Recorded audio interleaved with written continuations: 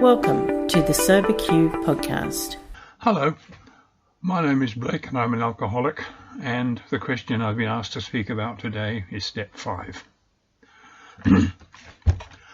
A year or so into working the steps, I finished writing step 4, an inventory of my shortcomings, and my sponsor suggested I should do step 5, going over the inventory with another human being.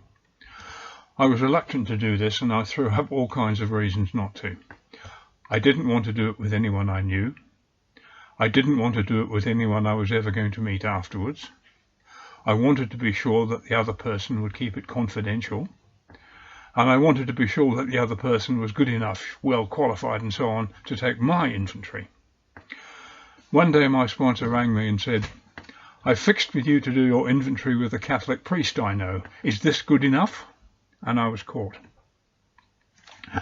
I'd written my inventory according to the guideline that you should look for tendencies and habits, not individual acts, and I'd structured it around the 7 deadly sins, lust, pride, anger and so forth. What had emerged was that I'm not much into envy and avarice, middling as regards lust and anger, but I'm very much prone to sloth, gluttony and most serious pride.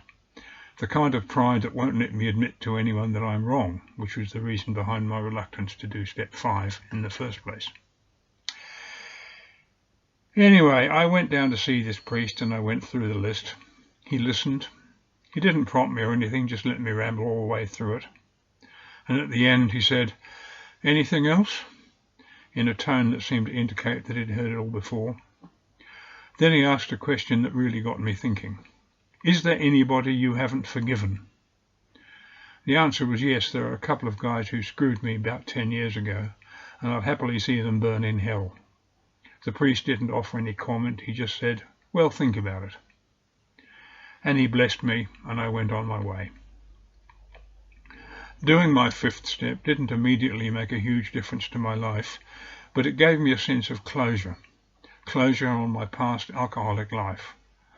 I've done quite a lot of things that today make me bitterly ashamed. I can't turn the clock back, but I can say that I don't do them anymore. And doing step 5, making me face and admit my shortcomings, has helped in that conviction.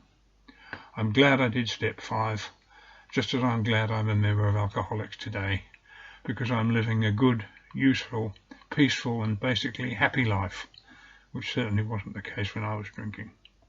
Thank you for letting me share.